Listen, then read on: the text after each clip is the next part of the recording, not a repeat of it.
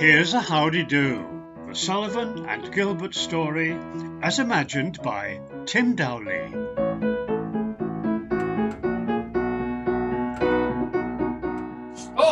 Stop! You must stop! I come direct from a judge in chambers. I hold an injunction expressly prohibiting this entertainment. Mr. Gilbert, this is impossible. I gave fair warning. I will never permit a play to be staged with Sullivan and Gilbert in the title. But surely this can wait till after the show. Should you dare play so much as a demi-semiquaver more, you will place yourself in dire legal jeopardy. Mr. Gilbert, I beg you. No, this is the last straw. I refuse to appear in the history books as a mere hack to a musical genius. I can quite They see... ordered a command performance of the Gondoliers at Windsor. Everyone was there, from Her Majesty down. Everyone except me, W.S. Gilbert, the dramatist. May I perhaps make a suggestion? Make what you please. Would it satisfy you if we were to reverse the names? How do you mean? Call it the Gilbert and Sullivan story? Well, I don't see why not. But naturally, I'd need to take advice, of course. Naturally. Then I propose we call it the Gilbert and Sullivan story every alternate night. On the other nights, it remains Sullivan and Gilbert. You mean a Coxon box arrangement? Certainly ingenious. Yes, I like it. But never shall I set foot inside this theatre on a Sullivan and Gilbert night.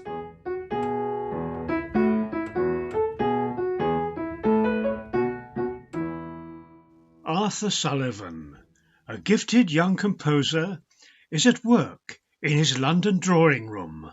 You must run through this with me. I'll do what I can, Mr. Sullivan. For 2 nights I've not slept, trying to get it right.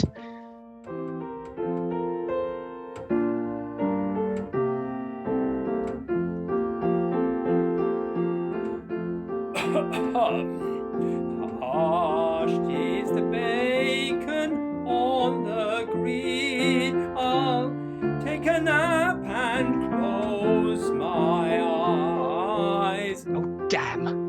I beg your pardon, this is too bad. Shall we try once more? I have to get it right. Miss Rachel Scott Russell. Oh, ye gods, is she here already? So this is the young lady. Arthur, My dear Rachel. I'm fresh back from Paris. How is your anthem progressing? Passion flower. I'm working on it. Mother is calling too. I came on ahead. Oh, She's curious, especially after our last meeting. last meeting? Oh, you told her nothing? Of course not. But she worries. Worries? Please don't keep repeating my words, Arthur. But you say she worries. Yes, sincerity, purity. Oh, wandering one, though thou hast surely strayed, take heart of grace, thy steps retrace. Oh, wandering one, oh, wandering one, if such poor love as mine can help thee find true peace of mind, why take it, it is thine. Take heart, no danger lost, take any heart cast. Take heart, fair days will shine, take any heart, take mine. Take heart, no danger lost, take any heart cast. Take heart, fair days will shine, take any heart, take mine.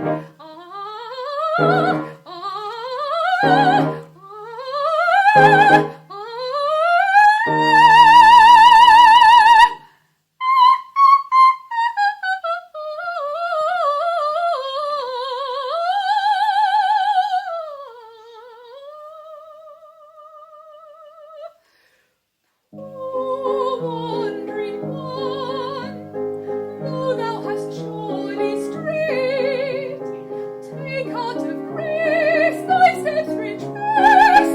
Oh,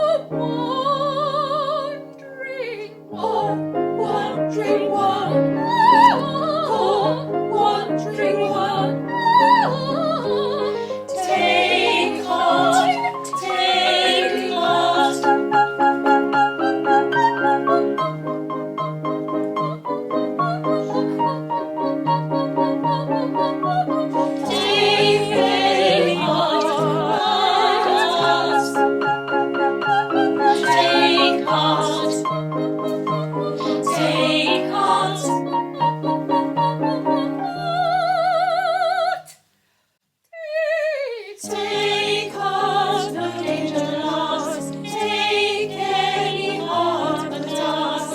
Take Carte, take Carte, take Carte.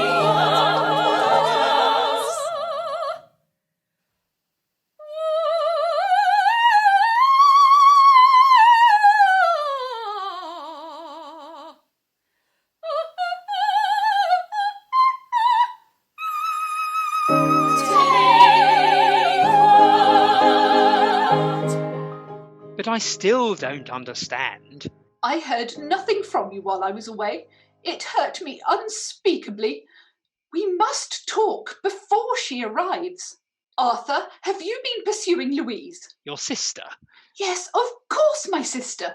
I saw your handwriting on an envelope. Am I not permitted to correspond with your relatives? Are you pursuing her? Is that what you call it? So you've met her. You make it sound like some clandestine conspiracy. The truth, Arthur. She attended one or two of my concerts. Don't toy with me. I wouldn't dream of it. The Honourable Mrs. Robert Scott Russell. So this is the mother. This is Mr. Sullivan. I've always nursed the ambition of meeting a live composer. Mother! Tell me, Mr. Sullivan, wherever do all your tunes come from? Mother, please! Mrs. Scott Russell, this is an enormous pleasure. We visited the Crystal Palace on Sunday expressly to hear your music for The Tempest. It was magnificent. As I watched them clapping, I thought, and I know him. May I offer you tea, Mrs. Scott Russell? That would be delightful. Have you started your Light of the World yet? I've been frantically busy. I'm to conduct at the Birmingham Festival. Oh, Arthur, how heavenly! And an invitation to Leeds, too. But you mustn't stop composing. It's the language that I understand. Mr. D'Oyley Carte has asked to see me about a musical comedy. Not burlesque, Arthur, surely. Now I've met you, I'll never be able to sing your Onward Christian Soldiers without thinking of you, Mr. Sullivan. But I would like to know where it all comes from. Mother, really? Perhaps you would treat us to a demonstration with the help of your pianist friend here. Well, I really... Please don't feel obliged, Arthur. I really haven't... I would consider it such an honour, Mr. Sullivan. Well, if you insist. I do have a little something in mind for you, my dear. Especially for me, Arthur. How thrilling! Miss Shaw? Certainly, sir.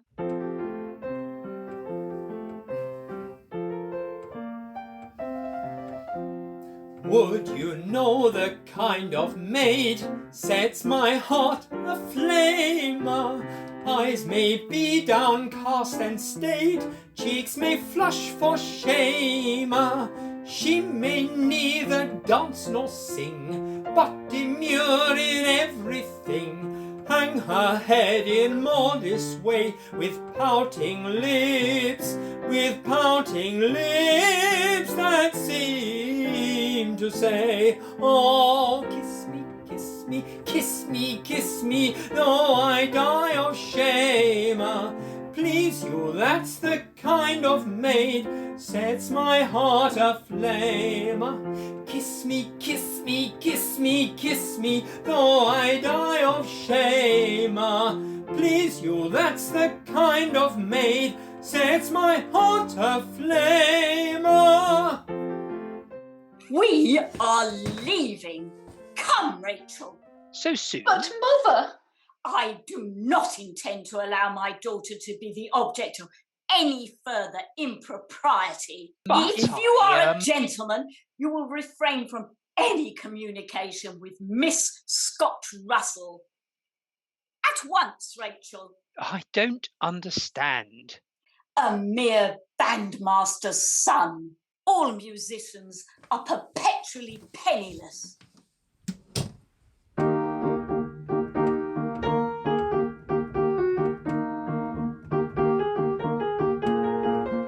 Richard D'Oyley Carte is awaiting his lunch guests at the Café de Paris in Piccadilly. Mr. William Schwenk Gilbert. W.S., you fool. W.S., sir? Mr. W.S. William Shakespeare, sir? Certainly not. Mr. W.S. Gilbert, you blockhead. I object to having my intimate names trumpeted to the world at large. Gilbert! Don't you find Shakespeare so willfully obscure? Oh? Take this, for instance. I would as lief be thrust through a cricket hedge as cry poo to a callow throstle. What do you make of that?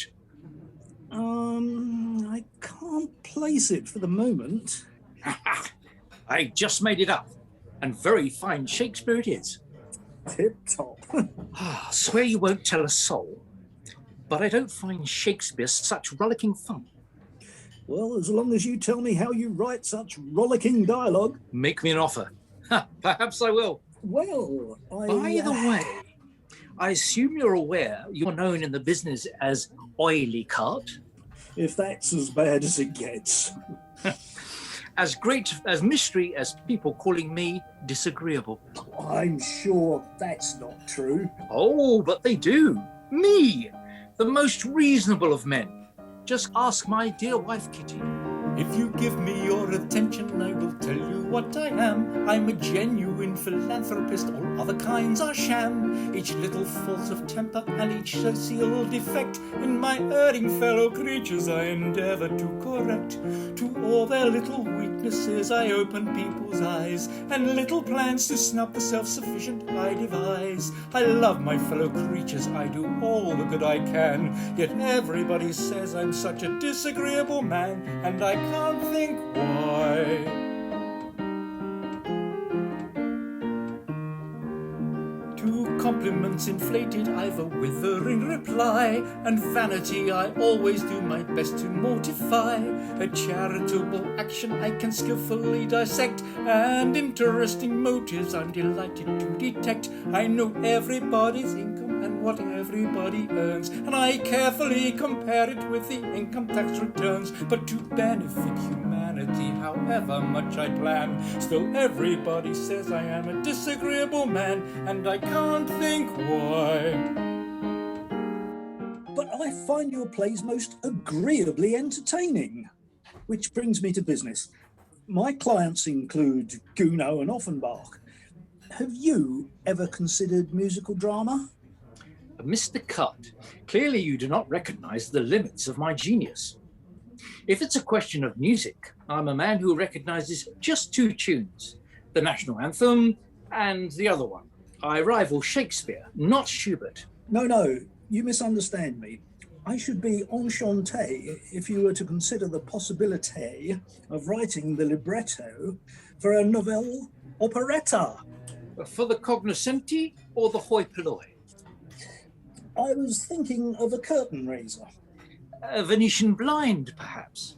I've asked Mr. Sullivan to join us later. I should like to have something to propose to him. I have my lozenge plot. It goes down well. It's enchanting. This magic lozenge has the property of turning anyone who swallows it into precisely the person they pretend to be. Have you something a little less fantastic? A romance, perhaps? Ah, the rival curates. Two absurdly lovesick curates fall madly in love with the same 60-year-old rich, ugly widow. I can hardly see Sullivan saying amen to that. He's still reeling from the episcopal blessings he received for his Te Deum. Then it shall be the law. I was hoping for something funny. There are more clowns in the Old Bailey than any theatre in Drury Lane. Then we will judiciously redress the balance. Mr. Arthur Sullivan. Ah, Mr. Sullivan. Gentlemen, may I have the pleasure of effecting an introduction?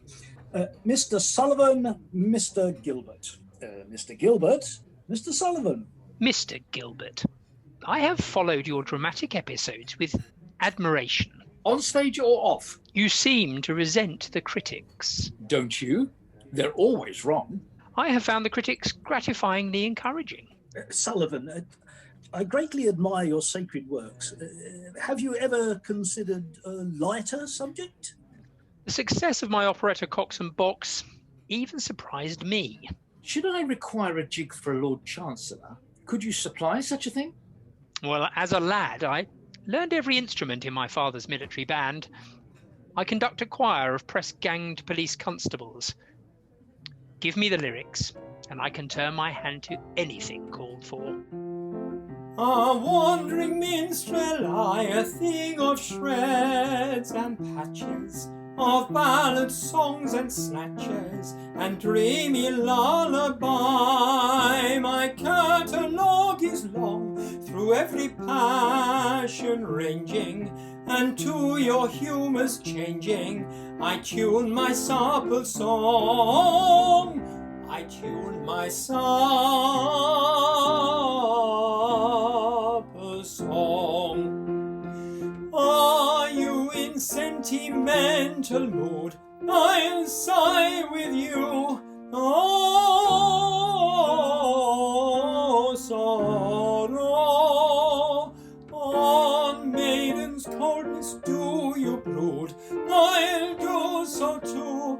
Oh, sorrow, sorrow. I'll charm your willing ears with songs of lovers' fears, while sympathetic tears my cheeks bid you. Oh, sorrow, sorrow. And if you call for a song of the sea, we'll heave the capstan round, with a yo-heave-ho, for the wind is free. Our anchors a trip and our helms a lee, hurrah for the homeward bound. Yo-ho-heave-ho, hurrah for the homeward bound. To lay aloft in a howling breeze may tickle a landsman's taste, but the happiest hour a sailor sees is when he's down at an inland town, with his Nancy on his knees, yo-ho, and his arm around her waist. Then man the captain, off we go, as the fiddler swings us round, with a yo-heave-ho and a rum below, hurrah for the homeward bound. With a yo-heave-ho and a rum below, yo-ho, yo-ho, yo-ho, heave-ho, heave-ho, heave-ho, yo-ho.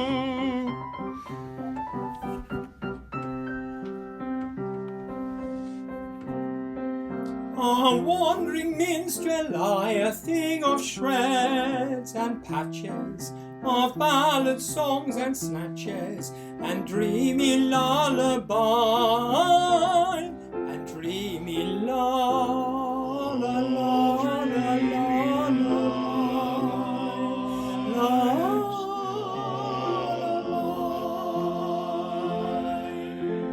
Very fine, but just remember this. We won't be creating burlesque. No huge red noses, no extravagant wigs, no coarse men in women's dresses, and absolutely no offensive dialogue. I would have it no other way. Now, you must let me get on. I've young actresses to costume. Well, really, I do think... After all, it's the acting audiences come for.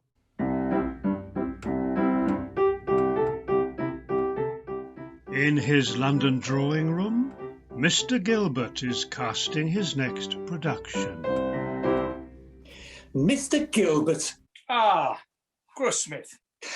I must ask whether you're not labouring under a misapprehension, sir. Ah, I'd been wondering what my problem was. Possibly you're unaware I have never appeared on the professional stage. I entertain in the drawing rooms of fashionable London society. I am well aware of your reputation. Mr. Sullivan has filled me in. But surely you're looking for a fine figure of a man with a magnificent singing voice. That's the last thing I want. You can't imagine the trouble I've had with temperamental opera singers. I usually play burlesque characters, but I hear you wish me to appear as a rural curate. Indeed. The closest I've been to the clergy is a pallbearer at my second cousin's funeral. Splendid! I suppose you think a professional funny man shouldn't have a care in the world. That may be the popular view, but experience has taught me different. Now, you must excuse me. You mean you're hiring me? Certainly. But if I fail, the Young Men's Christian Association will never engage me again if I've appeared in the West End. Then pray you don't fail. Thank you. Thank you very much. All I demand is hard work and punctuality. And the terms? That's Carte's department, and I wish he'd stick to it. Oh, there is one thing. Sir? I entertain an old-fashioned respect for the theatrical disciplines. I expect instructions to be carried out precisely and without question. I tolerate absolutely no intermingling of the sexes in one another's dressing rooms. I will not permit the faintest whiff of immodesty in my theatre.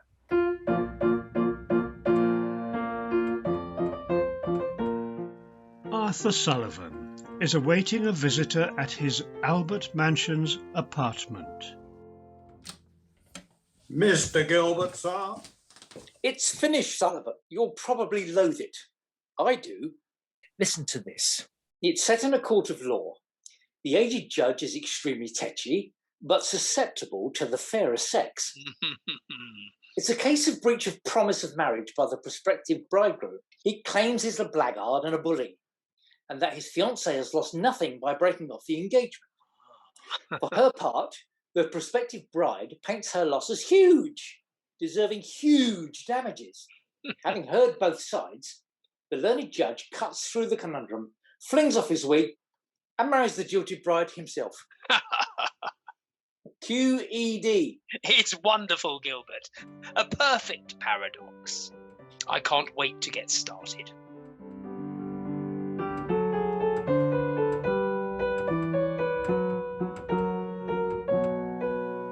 The first night of Trial by Jury, the new curtain raiser by Messrs. Gilbert and Sullivan, was a great success. Mr. Words and Mr. Music have worked sympathetically together. It is the funniest bit of nonsense your critic has seen in a considerable time.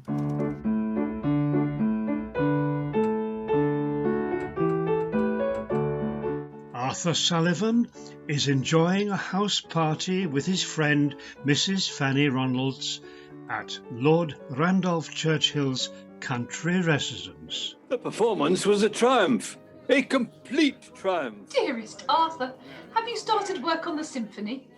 You owe it to yourself. Are you joining us at the gaming tables tonight? You'll need plenty of notes. You promised a cantata for the Leeds Festival in May. When shall we have it? How are you doing at the tables? Try my system. It's simple. Back red till it turns up twice running, then black till it turns up twice, then back green. No more burlesques, please, Arthur. Your debt stands at £700, Sullivan. Arthur, do come. We're going on a butterfly hunt. We? You and me, my dear. Ah, I see. The Duke and Lord Randolph went ahead. I don't even have a net. Well, we can soon fix that. Give me your baton. What are you doing, Fanny? Just popping my veil on it. There. A musical and elegantly feminine butterfly net. But it won't catch a moth, let alone a painted lady. We won't leave the house if you wish. Oh, so that's your game. I'm up for that. Oh, kiss me, kiss me, kiss me, kiss me, though I die of shame. Arthur, you're the kind of man sets my heart aflame. Kiss me, kiss me, kiss me, kiss me, though I die of shame. Arthur, you're the kind of man sets my heart aflame.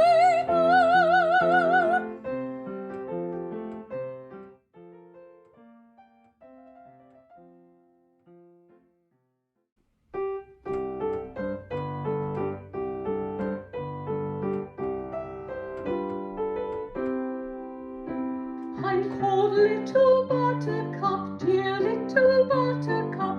No, I could never tell why, but still I'm called Buttercup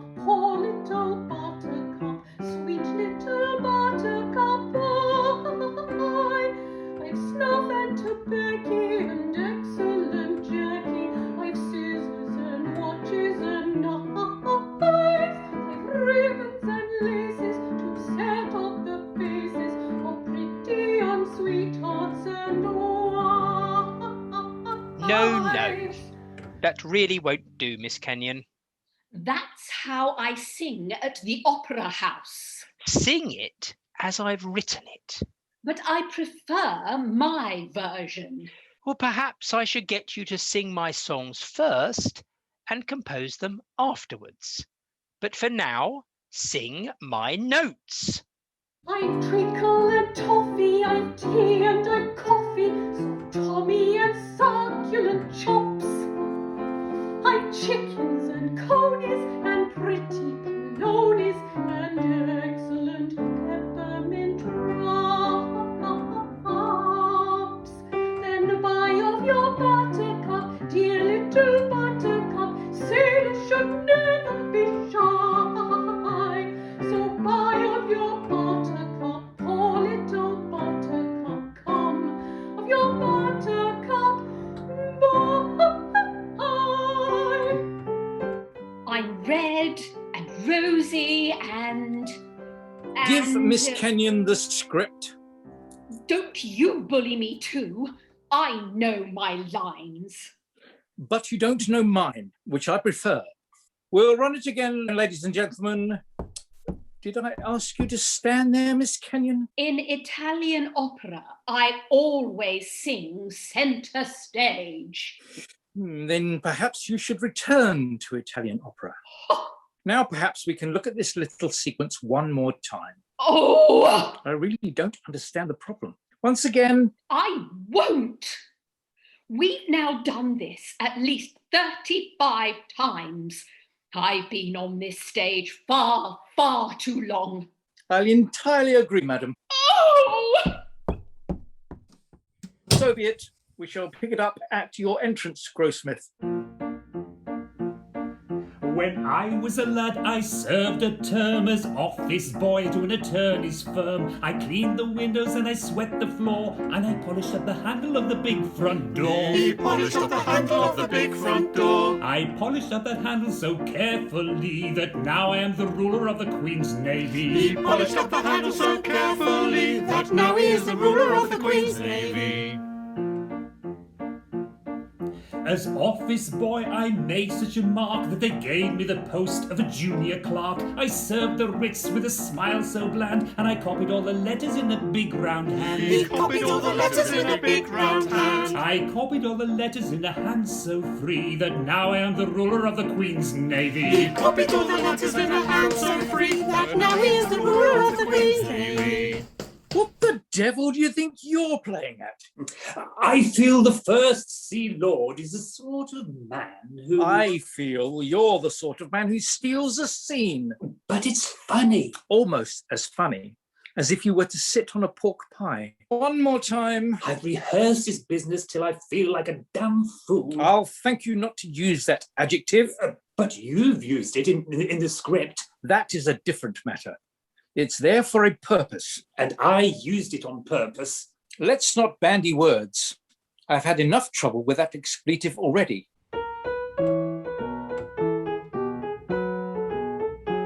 Mrs. Ronalds and Richard Doyley Carte have been sharing a box at the first night of HMS Pinafore. Bravo! Bravo! Oh, wonderful. You didn't find the satire too savage? It's quite magical. I'm so proud. Ah, Sullivan, a triumph, complete triumph. Oh, thank you. It's exquisite, Arthur. A drink? Where's Gilbert? I heard the PM was in tonight. He'll be along. He can't abide first nights. Prowls around like a Russian bear. To HMS Pinafore and all who sail in her. Ah, Gilbert, there you are. I hear Grossmith missed an entry. We've a winner, Gilbert. I'd given the cast a 10 o'clock call. It has to be right. You must alter the First Sea Lord's song, Gilbert. It won't do. I don't censor your music. Look, humour is one thing. Political point scoring quite another. Stuff. I'm dining with the Duke tomorrow. You're much too concerned about offending your society friends. It's all good publicity, as I'm sure Carte agrees. Gentlemen, this is a party, not a wake. I'd as soon party after a first night as have my leg sawn off. What's the next show, Arthur? Weren't you thinking of a grand opera? It's time we had an English opera to rival the Germans.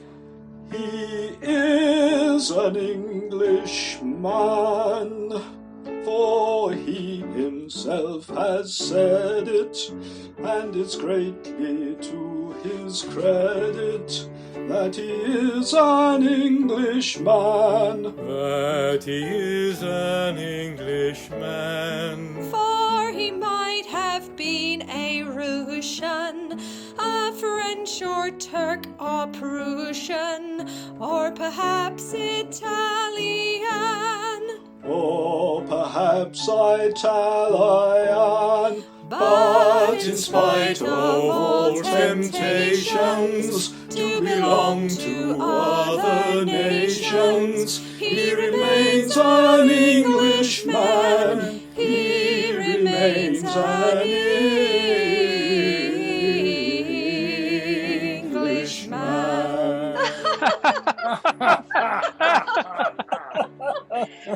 Have you considered taking this show to New York? We certainly have. Our next task is to take the wind out of those Yankee pirates' sails. They're producing it all over the States, but we don't receive a cent in royalties. I suppose you want me to translate Pinafore into American. I'm not sure that's necessary. Ha! How about this? He is American, though he himself has said it. It ain't much to his credit that he is American. That he is American. For he might have been a Dutchman, an Irish, Scotch, or such man, or perhaps an Englishman. Or perhaps an Englishman. But in spite of hanky-panky, he remains a true blue Yankee. A cute American.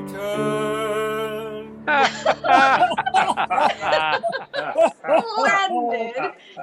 Splendid.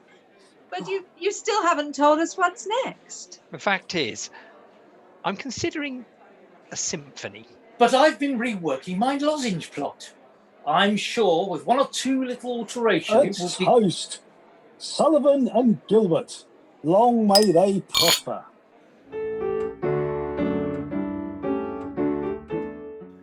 Arthur Sullivan waits anxiously in a Basingstoke restaurant.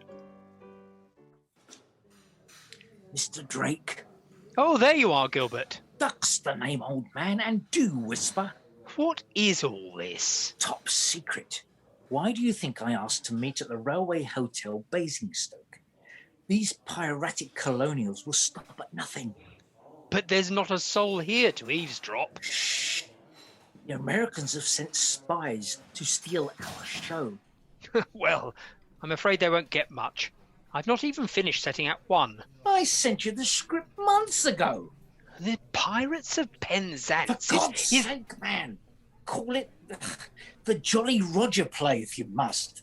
Very well. It's not the only thing I'm working on, Gilbert. Duck.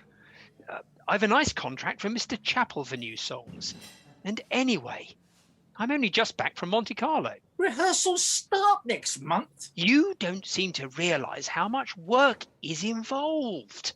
But you like the story. I've been thinking about our next show. You remember my lozenge plot. I don't think I could stomach that. Let's finish the Jolly Roger play first. Meanwhile, I insist you come in and sort out the orchestra. They're playing so loud that my words are completely drowned.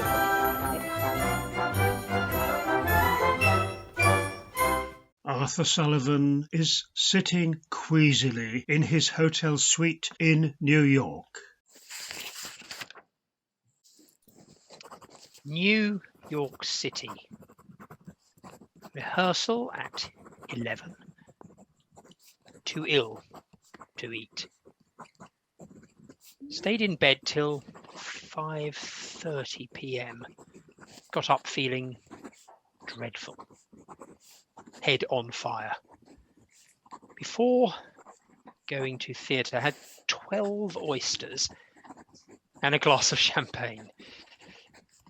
It was crammed with the elite. Felt better the minute I picked up my baton. Pirates, a grand success. At last, I'll get some money from my work in America.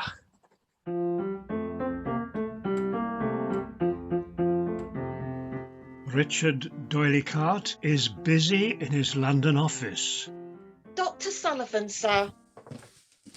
Ah, thank you for dropping by, Arthur. I asked Gilbert to join us as soon as he finishes rehearsing. I'm bothered about the new show. As long as there are no lozenges, they do stick in my gullet.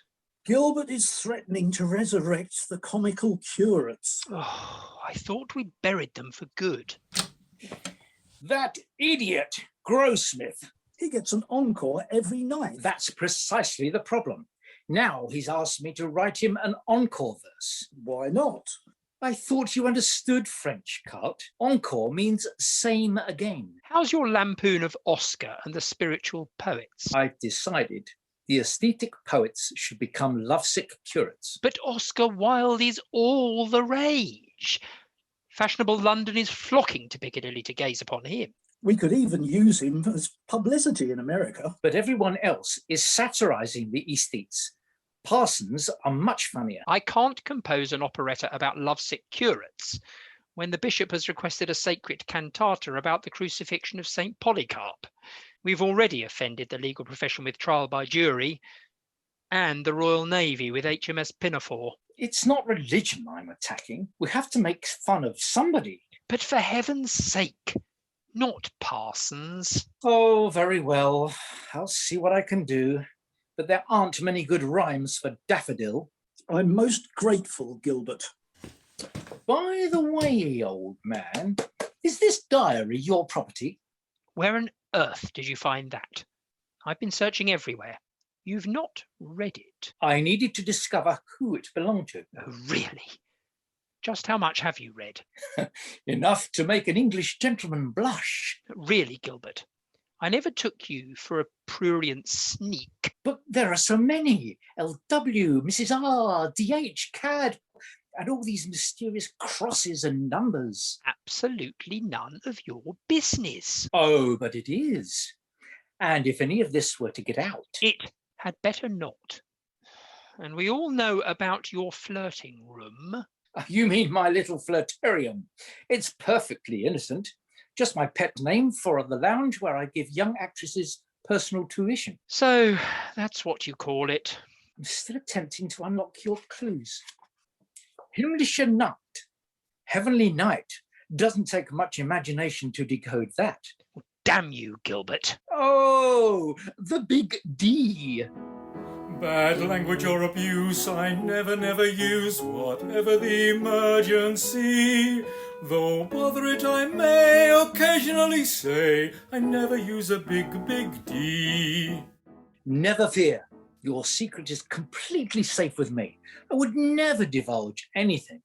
Never? Well, hardly ever.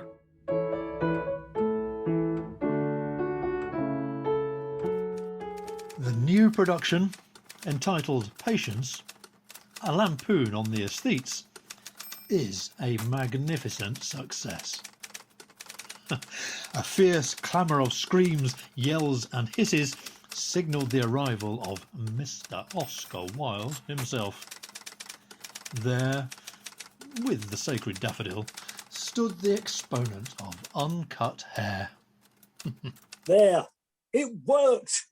I'll export the lot to America.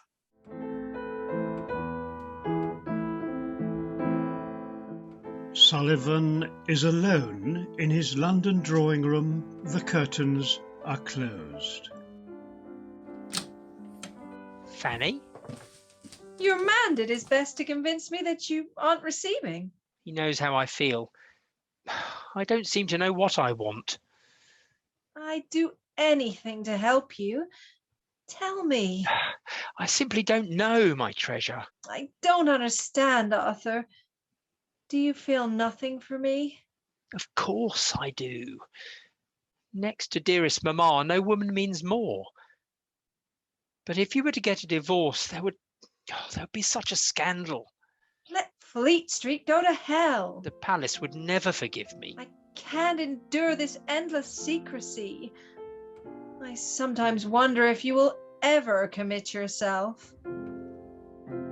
Sorry her lot, who loves too well, heavy the heart that hopes but vainly, sad are the sighs that own the spell, uttered by eyes that speak too plainly.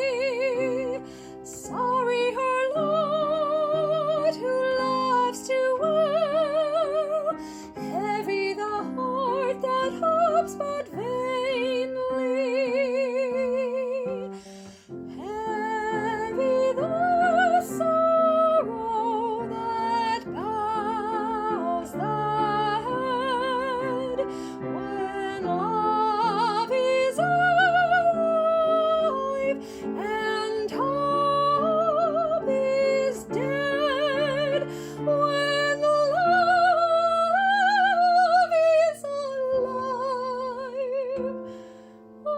and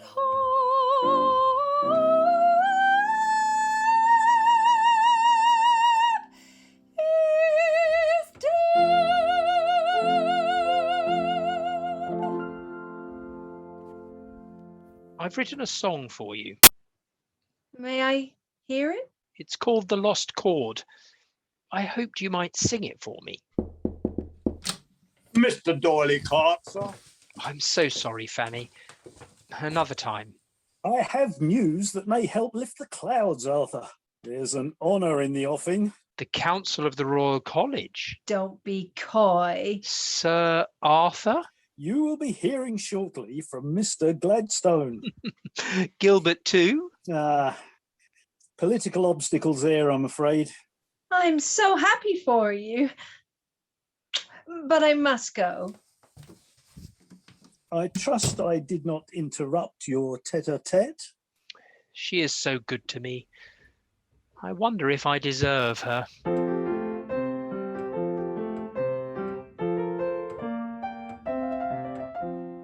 In his theatre office, Mr. Gilbert is preparing his next production. And Grossmith and Barrington centre stage. Who is this one supposed to be? Can't you guess?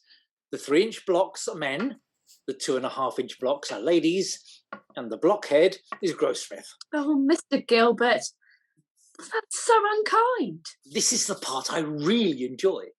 Why? Seems rather tedious. I get complete control of the entire company. The actors go where I put them and stay there until I decide to move them. Don't you enjoy the actual rehearsals? They're a constant battle. It's all I can do to stay in charge. Seem to manage pretty well. My dear, let's talk about something more enjoyable. Next Wednesday, I have to be in Brighton. Will you accompany me? We could dine at the Metropole. Oh, I don't know if I should. Oh, I do. Well, my mother would have to come along. Why? Can't you trust the old lady alone? And Mrs. Gilbert? She knows I'm too good to be true. Must be quite difficult being your wife. Not so difficult as being her husband. Well, Mr. Gilbert. So you'll come? Someone might see us. Then perhaps you should wear a beard. Oh, really, Mr. Gilbert? So that's settled. I suppose so. Well, there's no need to sound so gloomy about it. Sir Arthur Sullivan. No need to rub it in. Miss Terry. Gilbert. Sir Arthur? Playing with your toy theatre. I'm blocking Act 2 of the Mikado. I'll see you later, Miss Terry. Good day, Mr. Gilbert. I've read the libretto. What is it you object to? Well, it's just that in parts it seems a trifle frivolous. The Mikado is an operetta. It is intended to entertain. But people keep telling me I should write something serious. And that Sir Arthur should stop collaborating with Mr. Gilbert? I'm sorry. My problem is that I have no friends in high places. Iolanthe ruffled so many feathers at Westminster. All that stuff about MPs leaving their brains at the door. It saved our bacon at the box office. Do you recall the reviews? At the Savoy Theatre, Mr. Carte has introduced the novelty of self-lighting fairies, with electricity stored somewhere on their backs. The Fairy Queen and her attendants wear an electric star in their hair. The public are indebted to their favourites for an evening of genuine, healthy, though not intellectual enjoyment. I know, but to be honest, I find your Lord High Executioner rather sadistic. I sometimes wonder whether you have a sense of humour, Sullivan. I've set your new lyrics nevertheless. A more humane Mikado never did in Japan exist. To nobody's second I'm certainly reckoned a true philanthropist. It is my very humane endeavour to make, to some extent, each evil liver a running river of harmless merriment. My object all sublime I shall achieve in time, to let the punishment fit the crime, the punishment fit the crime, and make each prisoner pent, unwillingly represent a source of innocent merriment, of innocent merriment. All prosy, dull society sinners who chatter and bleat and bore are sent to hear sermons from mystical Germans who preach from 10 till 4. The amateur tenor whose vocal villainies all desire to shirk shall during off hours exhibit his powers to Madame Tussauds waxwork. The lady who dyes a chemical yellow or stains her grey hair puce or pinches her vigour is painted with vigour with permanent walnut juice. The idiot who in railway carriages scribbles on window panes, we only suffer to ride on a buffer in parliamentary trains. My object all sublime I shall achieve in time, to let the punishment fit the crime, the punishment fit the crime, and to make each prisoner pent, unwillingly represent a source of innocent merriment, of innocent merriment. His object all sublime he will achieve in time, to let the punishment fit the crime, the punishment fit the crime, and make each prisoner pent, unwillingly represent a source of innocent merriment, of innocent merriment. I'm sorry. I suppose I hadn't seen the funny side to it. Perhaps you'd prefer a brace of curates.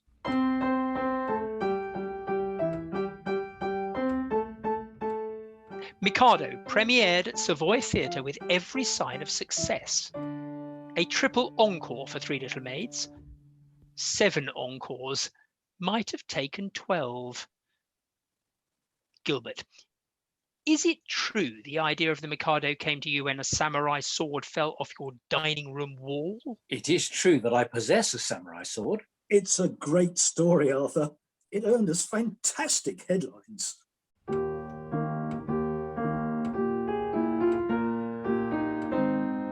Mrs. Ronalds is reclining in a chaise longue in her Kensington apartment. Sir Arthur, ma'am. May I come in? Oh, Arthur. How are you feeling now? How do you suppose? Use your imagination for once. I'm sorry.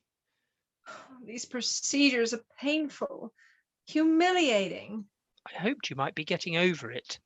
Consequences are the last thing you think of. We women are left to deal with the problem. I never intended this. I'm sure you didn't. It's clear a family is the last thing you want. Well, you know how discreet we must be.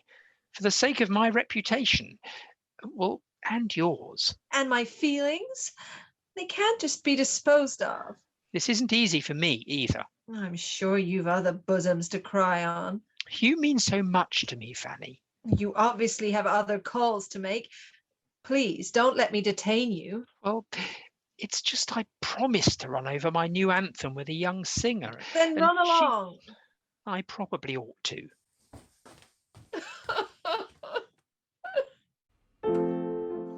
Arthur Sullivan is at a confidential meeting in D'Oyly Carte's London office.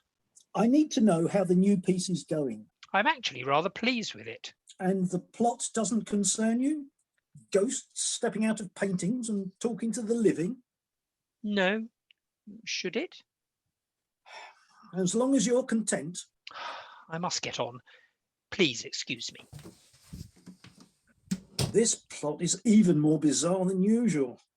I'm having trouble just defending the title. Ruddy Gore. What's wrong with the title? People think it sounds a little coarse, and we have to be aware of the views of the Lord Chamberlain. Ah, yes, the Lord High Disinfectant.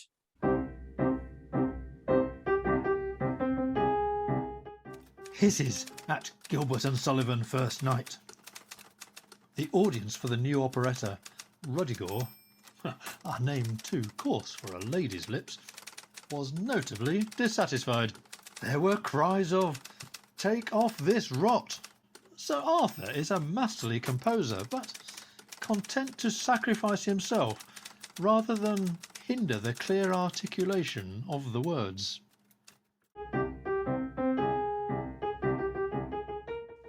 Sir Arthur is relaxing with a cigar in his London apartment. I've come direct from the Savoy. Carte tells me you plan to break our contract. That's not true. He says you refuse to write another comic opera. Well... May I remind you, we are contracted to provide Carte with a new piece whenever he asks for it. But I can't go on like this. My music has to rise and speak for me. I need to heighten emotions with it. And the contract? I need something real. True. Then perhaps you ought to find a better writer. You didn't do so well before we met. Look, you know I admire your skill. It's the plots I can't stomach. You seem to imagine ideas spring out of thin air. Listen, this haunts me. It was in the musical record. We question whether Sir Arthur Sullivan is doing himself justice. Enduring fame cannot be gained by setting low comedy to pretty music of an ephemeral nature. My dear fellow, they've said it all before, but why argue with success? Very well. If you can give me a plot that resorts neither to fairies nor topsy-turvydom, I'll compose for it. Oh, Mr. Gilbert. I'm just leaving. We need to discuss Pinafore. Oh, please, don't let me interrupt. I'll come up with something. No fairies and no lozenges. Oh, for heaven's sake. He's impossible. I don't know how you go on working with him. Oh, I've no alternative. You haven't capitulated. Oh, Arthur, you told me you were through with him and his wretched comic operas. I told him too. But he's promised to write something more simpatica. He doesn't know what sympathy means. You're probably right. And the symphony? I need a rest. Then we shall go to Monte Carlo. That monster can't hound you there. He'll only stir up more trouble with Carte. Oh, let him. He's only happy when he's hell-raising. Will you be terribly cross if I ask you not to come tonight? I'll be disappointed. But I've long since given up expecting anything different. Dear heart, I'm sorry. Who will be there? The Duke of Edinburgh. I daren't risk more questions. But you will come to Monte Carlo? Of course. I hope Lady Luck is more friendly. I thought you repaid everything. I did, but I find it damned hard to resist her enticements.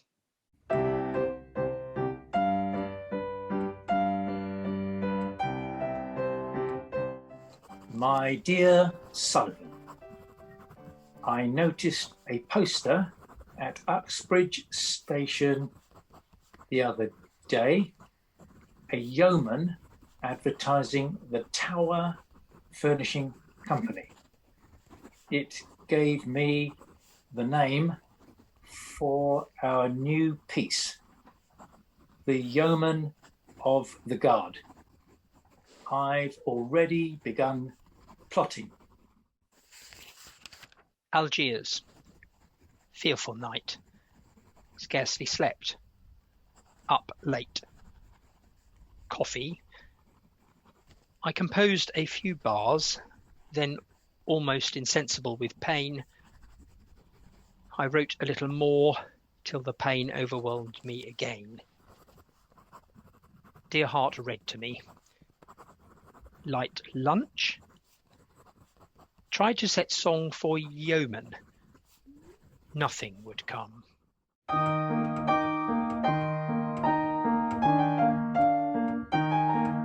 Mr. Gilbert is a genius, but he has not written a good play.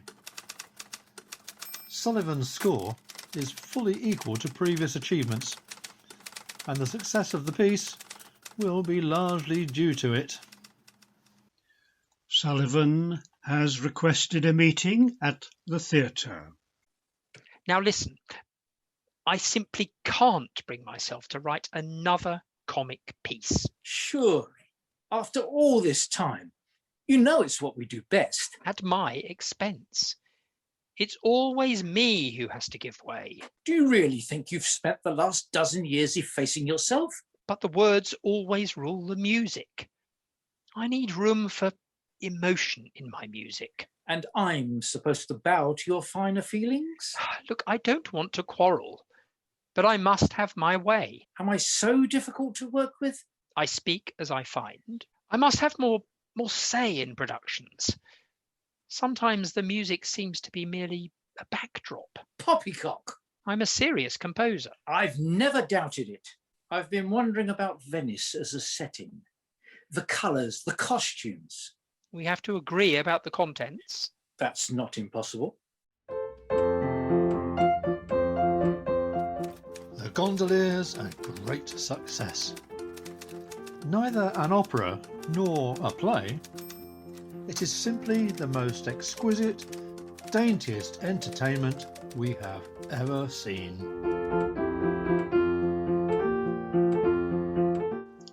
Richard Doyley Carte is busy in his London office. I demand an explanation for these accounts. Really, Gilbert? What's the problem? They purport to represent the production costs for the gondoliers. So how come £500 for new carpets? It's perfectly legitimate.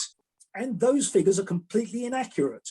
The actual cost was £140. Sullivan and I are liable only for the repairs arising from performance. Why stop at carpets? Why not bill us for repainting the whole Bally Theatre? Why not indeed? It's high time we spoke plainly.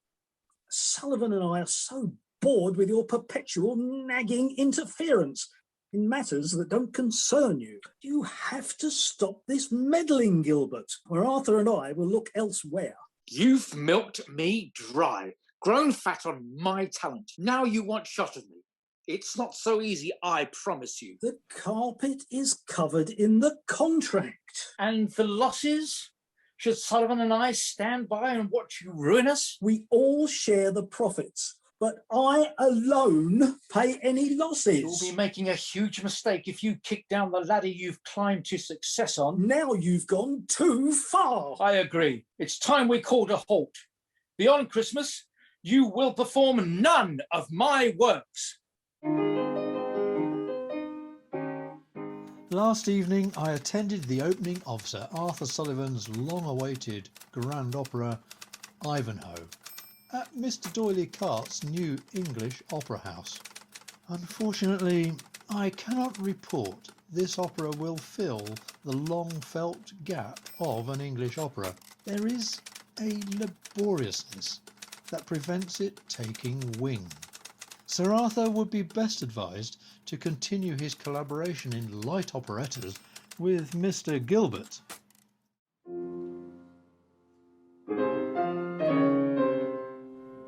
We are once again in Mr. Carte's office. You're not surprised I asked to see you? I presume you've realised which side your bread's buttered. Isn't it time to let bygones be bygones? I suppose you want a new opera. And a reconciliation. Your terms? Your attempts to work with other composers have scarcely prospered. At least I've been able to use my lozenge plot. Sullivan would never let me. Did you read the reviews of Sullivan's collaboration with that wordsmith Sidney Grundy? Ha! Haddon Hall is a travesty. Neither fish nor fowl. Neither comic nor tragic. He says he's willing to try again. Forced by his gambling debts. But he will have no mention of the quarrel. It's never been cleared up. He can't face raking over the ashes. Let me think it over.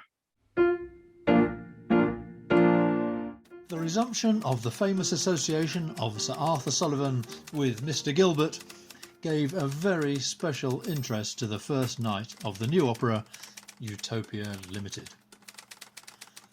The general rejoicing was so deeply felt that the success of the new piece would have been assured had either the words or music, or both, been below the level of the best of the series. Mrs. Ronalds visits Sir Arthur with an ultimatum. I can't go on. So close to you, but in public so remote. You know why? Of course I do. But it doesn't lessen the pain. We daren't risk even a shared smile in society. But what else can we do? We're dicing with scandal. It feels as if you're two separate men. My lover in private, an acquaintance in public. I know. So much pretense. Betrayal. Whatever do you mean? Do you imagine I'm unaware of your assignations? Your billet doux? Forgive me. You don't change. I don't believe you ever will, Arthur. You're simply incapable of commitment. In Mr. Gilbert's libretto for his new opera, The Grand Duke, one character, for the sake of rhyme, pronounces ghost as goest. We pronounce the Grand Duke as the goest of a Gilbert and Sullivan opera.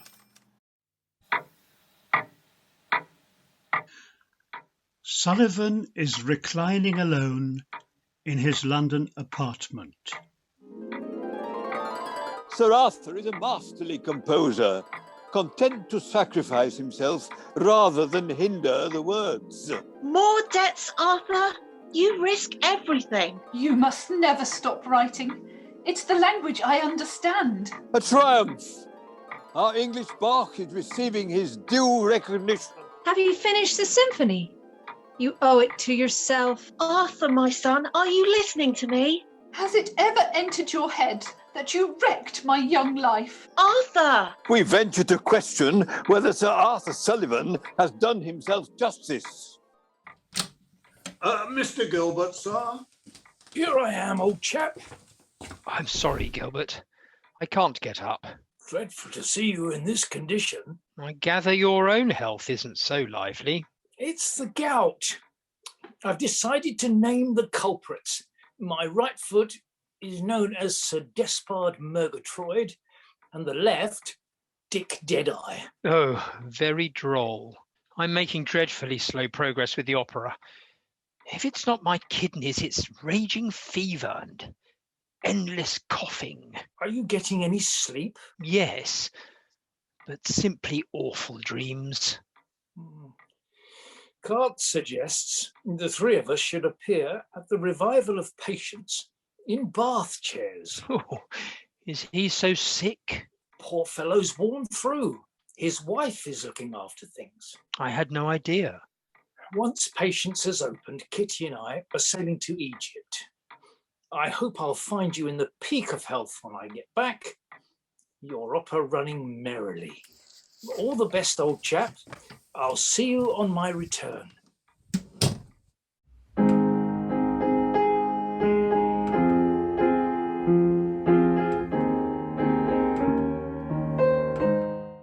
death of Sir Arthur Sullivan, which we announced this morning with great regret, not only deprives England of the man who for many years has been her most conspicuous composer, but will afflict all who care for music with a keen sense of personal loss.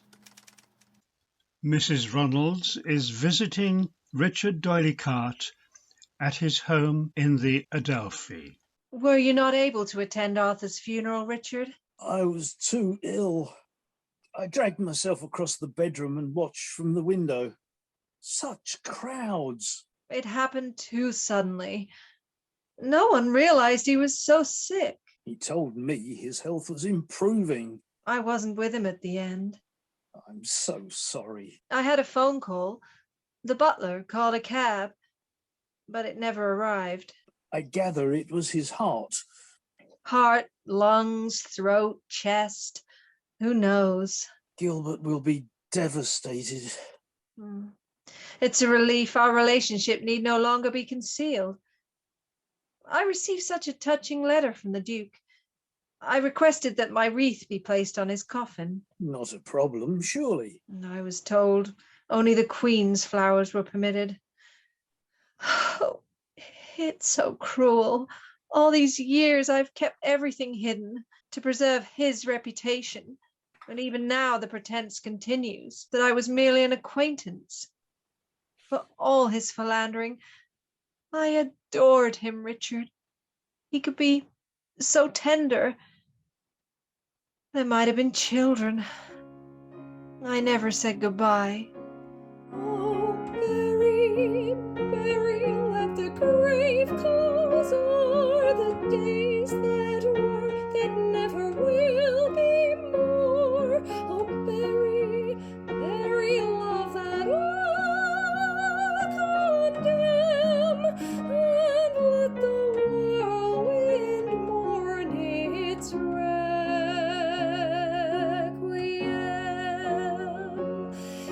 its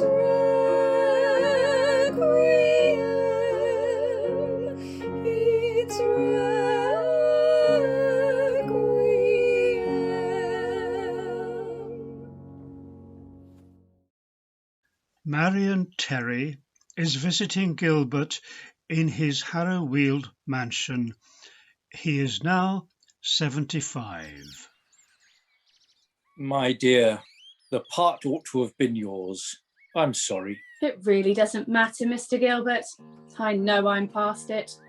silvered is the raven hair, spreading is the parting straight, mottled the complexion fair, halting is the youthful gait, hollow is the laughter free, spectacled the limpid eye. Little will be left of me in the coming by and by. Little will be left of me in the coming by and by.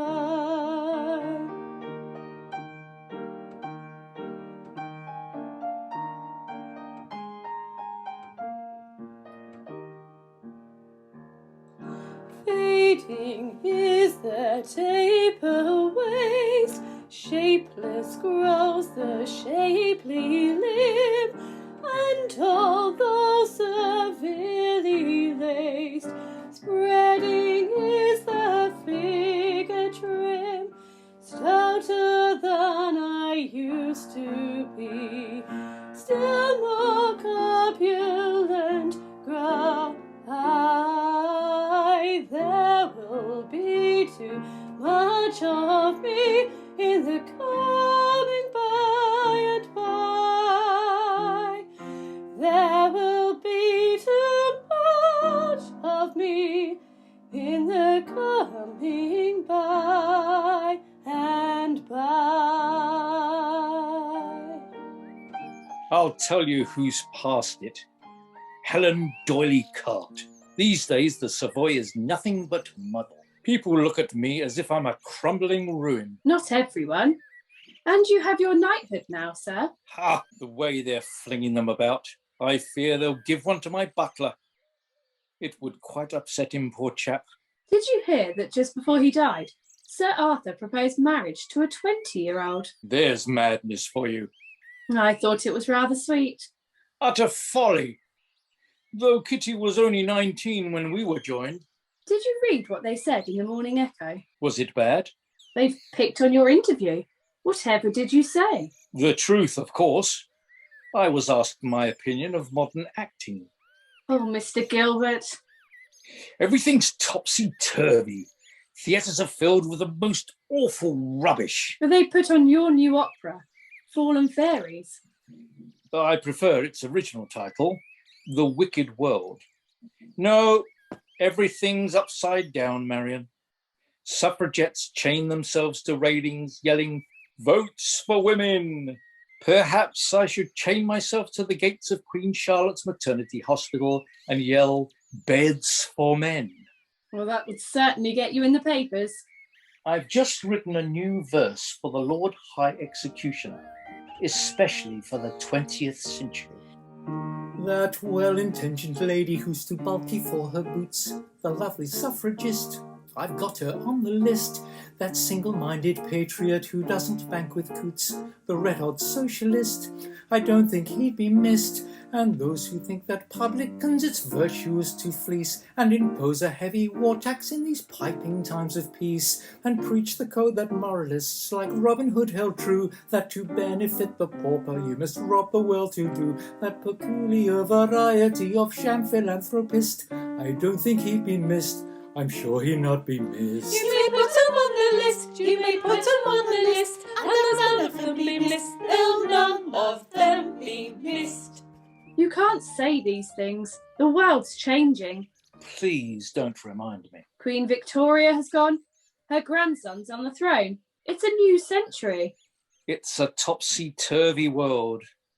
I never set out to harm anyone. I don't step on the tiniest insect if I can help it. I only wrote a libretto when I got tired of writing plays. I grew so successful that I had to go on writing them. I've been scribbling twaddle for years.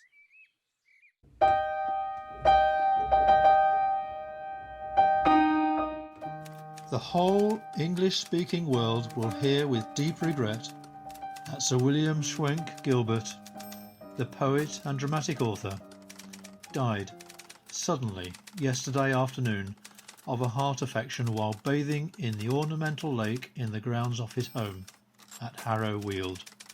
It is foolish to predict immortality for any work or any reputation, but if originality, humour and wide outlook and the gift of happy expression count for anything, the name of W.S. Gilbert ought long to remain unsubmerged by the waters of oblivion.